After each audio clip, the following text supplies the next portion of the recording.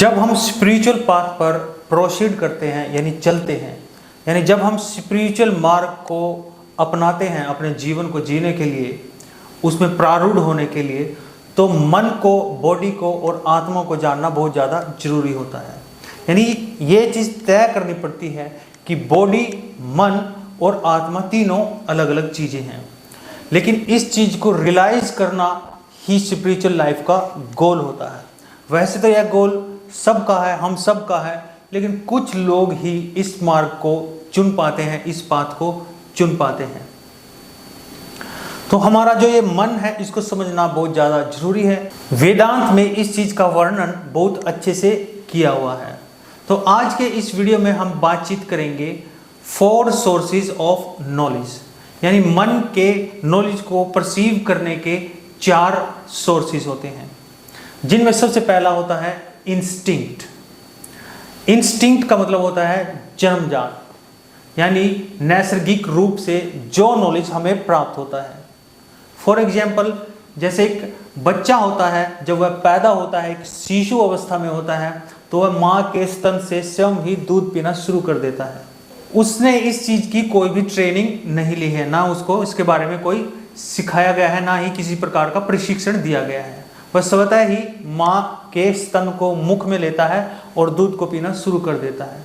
तो यह व्यक्ति का यानी माइंड का इंस्टिंक्ट सोर्स ऑफ नॉलेज है। जैसे एक गाय के बछड़े को आप तालाब में छोड़ देते हैं, वह तालाब में जाते ही तैरना शुरू कर देता है। उसने इस चीज़ के लिए कोई भी प्रशिक्षण नहीं लिया, तो यह उसका इंस्टिंक्ट यानी जन्मजात नॉलेज है। इसी प्रकार से जैसे हमारे कान पर कोई मक्खी बैठ जाती है, हम एकदम से ऐसे हटाते हैं, इसमें किसी भी प्रकार की माइंड की वृत्ति का प्रयोग नहीं हुआ है, जस्ट माइंड ने ऐसे किया क्योंकि उसको यहाँ पर एक चीज़ फील हुई और उसने बिना कोई सोचे समझे ऐसे हाथ को किया। यह माइंड का इंस्टिंक्ट फीचर है। तो बहुत सारे जो ह्यूमन बीइंग हैं, maximum human being on this planet are living on this level, यानी इंस्टिंक्ट लेवल पर ही अपने जीवन को गुजार देते हैं। वो कभी रीजनिंग तक नहीं पहुंचते, यानी इसके आगे के जो लेवल हैं उन तक नहीं पहुंचते। यानी उन्होंने अपना एक जीवन तय कर लिया, एक दिनचर्या तय कर ली कि हमने सुबह उठना है, काम पे जाना है, बच्चों को पालना है, खाना है, पीना है, सोना है, और इसी प्रोसेस को रिपीट करते रहना है। ज़्यादातर लोग संसार में ऐसे ही हैं, क्योंकि सुप्रीम गोल की बात सिर्फ भारत में ही की जाती है और भारत में ही बहुत कम लोग इसके बारे में बातचीत करते हैं, और जिनमें से बहुत ही कम, रेयर टू रेयरेस्ट लोग इस मार्ग पर चल पाते हैं।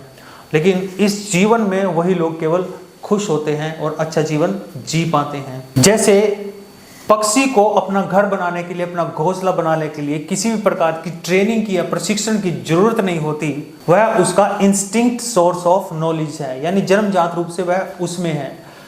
पशु और पक्षी ह्यूमन बीइंग से मच बेटर है इंस्टिंक्ट लेवल पर, यानी मन के इस लेवल पर पशु और पक्षी ह्यूमन बीइंग से काफ़ी अच्छे हैं। बिकॉज हम अपनी बुद्धि के कारण, अपनी इंफॉर्मेशन के कारण, माइंड के सोर्सेज की डिस्टर्बेंस के कारण, इंफॉर्मेशन की डिस्टर्बेंस के कारण हम इस चीज़ को तोड़ देते हैं, हम इसके फ्लो को कमज़ोर कर देते हैं, वीक कर देते हैं, डिस्ट्रैक्ट कर देते हैं। इससे जो नेक्स्ट लेवल है मन का, यानी माइंड के इंफॉर्मेशन का, कॉग्निशन लेने का, यानी परसीव करने का, वह है रीजनिंग।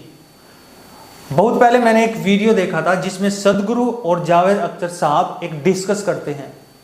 सदगुरु उसमें आत्मज्ञान की बात करते हैं, जबकि जावेद साहब बात करते हैं रैशनैलिटी की एंड रीजनिंग की, यानी माइंड की, यानी दिमाग, बुद्धि ही सब कुछ होती है और शरीर होता है, उसके अलावा कोई आत्मा वगैरह या सुप्रीम सोल नाम की कोई चीज़ नहीं होती। यानी जो रचना है वही सब कुछ है, रचनाकार कुछ नहीं है। लेकिन सदगुरु उसको यह समझाने का प्रयत्न करते हैं कि रीजनिंग से आगे इंस्टीट्यूशन होता है, यानी इससे आगे भी हमारे माइंड का लेवल होता है, हमारे मन का लेवल होता है। तो वह होता है इंस्टीट्यूशन, यानी विवेक। विवेक को हमारे ही देश में ज़्यादा समझा जाता है, हमारे ही वेदांत दर्शन में, वेद दर्शन में और 6 दर्शनों में इस चीज़ की बातचीत की जाती है। दुनिया के और किसी सिविलाइजेशन में इस प्रकार के सिद्धांत या इस प्रकार के अनुसंधान नहीं हैं। रीजनिंग का मतलब होता है बुद्धि से यह जानना कि किसी चीज के होने का, किसी भी इवेंट के होने का क्या कारण है और उसके क्या इफेक्ट्स हैं। कारण और इफेक्ट्स को जानने के बाद ही सारे के सारे इन्वेंशन होते हैं, दुनिया की सभी क्रियाएं होती हैं। यानी एक पॉलिटिशियन यह पूरा दिमाग लगाता है कि मैं अगर यह बात बोलूंगा, यह स्टेटमेंट दूंगा तो इसके क्या इफेक्ट्स होंगे और मुझे पॉलिटिकल बेनिफिट्स कैसे मिलेगा। तो यह होती है रीजनिंग एंड रैशनैलिटी, यानी बुद्धि के स्तर पर ही सब कुछ करना। इसके अंदर 4 साइकिक प्रोसेसेस होती हैं: belief, reasoning, faith and knowledge. जैसे आपको कोई बीमारी है, आपको कोई एलिमेंट है और आप सर्च करते हैं, इंटरनेट पे सर्च करते हैं या फिर किसी दोस्त से इंक्वायरी करते हैं और एक डॉक्टर के बारे में जानते हैं। आप उस डॉक्टर पे बिलीव करते हैं और उसके पास जाते हैं। डॉक्टर आपका थ्रूली एग्जामिन करता है, उसके बाद आपकी बीमारी को डायग्नोज कर लेता है, फिर वह आपको मेडिसिन प्रिस्क्राइब करता है। उसके बाद वह आपको रीजनिंग देता है कि आपको यह बीमारी है, इसलिए मैं आपको यह मेडिसिन दे रहा हूँ। आप मेडिसिन लेते हैं और आपकी बीमारी ठीक हो जाती है। उसके बाद आप में डॉक्टर का फेथ बढ़ जाता है, इसको हम फेथ बोलते हैं। और उसके बाद आप सेम डॉक्टर को सेम बीमारी में रिकमेंडेशन करते हैं किसी थर्ड पर्सन को, वह हो जाता है नॉलेज। तो यह सब रीजनिंग से होता है, इसमें बुद्धि का प्रयोग होता है, माइंड का प्रयोग होता है। इसके बाद का जो सोर्स है, थर्ड जो सोर्स है माइंड का, वह है इंट्यूशन, इसको विवेक भी बोलते हैं। विवेक के विषय में ओनली भारतीय दर्शनों में ही बातचीत की हुई है। जो वेस्टर्न फिलोसफी है, वेस्टर्न फिलोसफी में विवेक के बारे में इतना वर्णन नहीं किया गया है जितना कि हमारी, इतना डीप एनालिसिस नहीं किया गया है। विवेक का मतलब है सही और गलत में डिफरेंशिएट करने की पावर। यह पावर किसी किसी में होती है। ज़्यादातर हम फेसबुक देखते हैं, जिस प्रकार का पोस्ट है, मान लो एक नेगेटिव पोस्ट है, उस पर नेगेटिव ही कमेंट्स मिलते हैं। यानी किसी ने किसी भी प्रकार का पोस्ट डाल दिया तो लोगों को लगता है ये सही है और उसी प्रकार के वो कमेंट्स करने लग जाते हैं। यानी वो किसी भी विवेक का प्रयोग नहीं करते, जैसी चीज़ देखी वैसे ही हो जाते हैं। लेकिन विवेकवान व्यक्ति ऐसा नहीं होता, उसका जो माइंड सेट है वह स्टेटिक होता है, यानी वो सही और गलत को जानता है। मतलब किसी भी प्रकार को चीज़ देखा और उसका जो दृष्टिकोण है बदल जाए, ऐसा नहीं होता है। लेकिन जो कमज़ोर इंस्टीट्यूशंस के लोग होते हैं उनका माइंड सेट बदलता रहता है, क्योंकि उनको फिक्स नॉलेज नहीं है, अपनी नॉलेज पर उनको दृढ़ता नहीं है, उनको बहका लिया जाता है। हम पॉलिटिकल एग्जाम्पल ले, जैसे कि 2014 में मोदी जी को भारत के लोगों ने वोट देकर प्रधानमंत्री बनाया और उनसे बहुत ज़्यादा एक्सपेक्टेशंस रखी।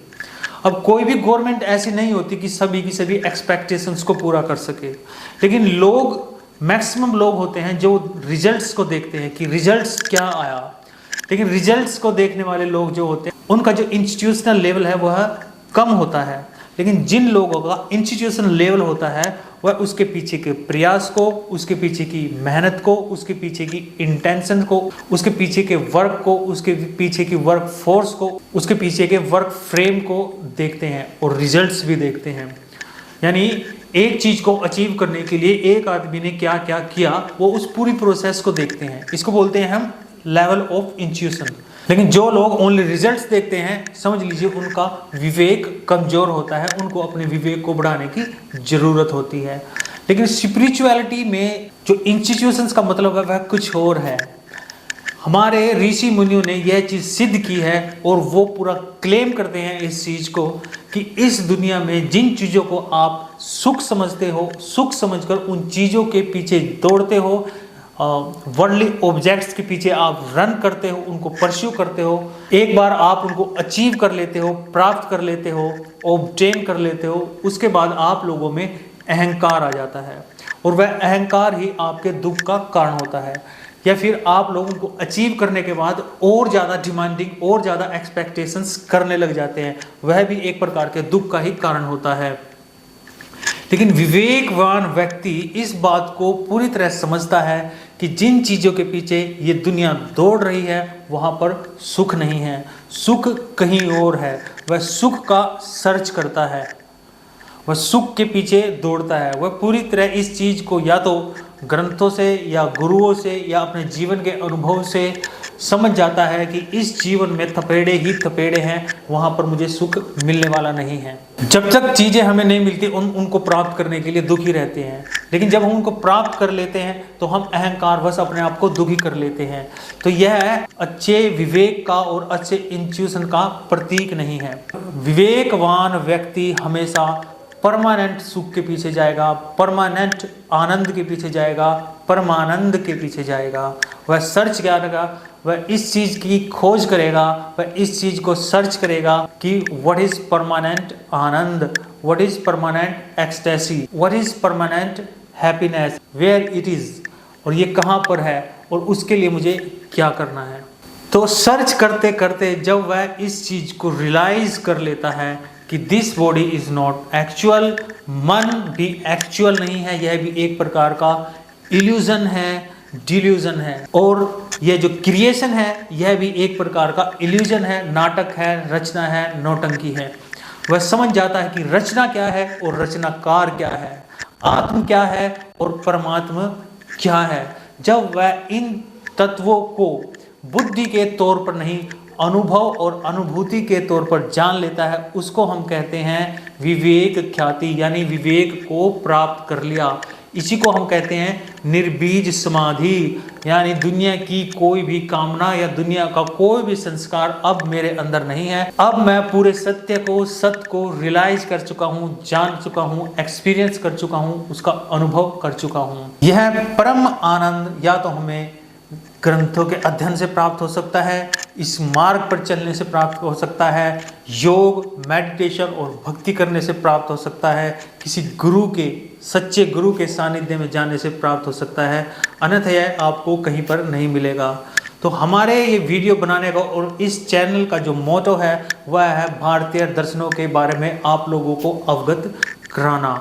आज के इस वीडियो में इतना ही। नमस्कार।